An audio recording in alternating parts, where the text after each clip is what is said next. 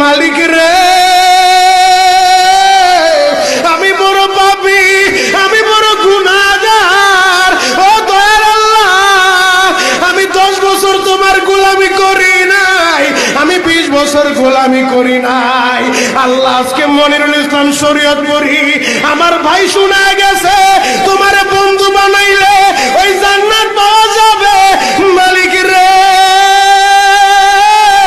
তুমি আমারে দাও না মাফ কইরা। যুবক রে,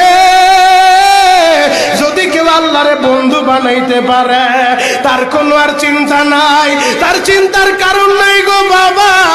এ যুবক ভাইরা, দাড়ি পাকা বাবাজিরা, সবাই আমার দিকে একটা নজর তাকান। এই যে দেখেন আমি হাতের ভিতরে আহারে টিস্যু দিয়া কাফনের মতো একটা দৃশ্য বানায় ফেললাম।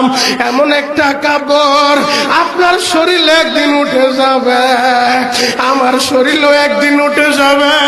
ও চেয়ারম্যান ভাইরা, ও মেম্বার ভাইরা, ও নেতা ভাইরা, ও আলেম ভাইরা, এখন কাঁদতে বলছি শুধু কাঁদবা। জীবনে কত জায়গায় আমরা গোসল করলাম। আহারে কক্সবাজার ঘুরতে যাইয়া সমুদ্রের ভিতরে গোসল করলা, কুয়াকাটায় ঘুরতে যাইয়া সমুদ্রে গোসল করলা। এই যে মাদ্রাসার পুকুরটা ভরাট করছে মসজিদের জন্য, বিশাল বড় ময়দান এখন হয়ে গেছে। এই পুকুরের ভিতরে কত মানুষ গোসল করছে, আবার পিছনে একটা বিরাট পুকুর হয়ে গেছে, ওই পুকুরে কত মানুষ গোসল করবে। ও সোনামুখীর বাবা গো, তোমার বাড়িতে নিজের টিউবওয়েলে কতদিন তুমি গোসল করছো? তোমার বাড়িতে দামি একটা গোসলখানা বানাইছো, বিদেশি ঝর্ণা লাগাইছো, ওই ঝর্ণার পানি দিয়ে তুমি আর আমি গোসল করি। এমন একটা দিন তোমারও আসবে, এমন একটা দিন আমারও আসবে। আহার ওই ঝর্ণার পানির গোসল আমার হবে না, পুকুরের পানির গোসল হবে না, আমার আপনার একটা গোসল দিবে। কেমন গোসল দিবে জানেননি?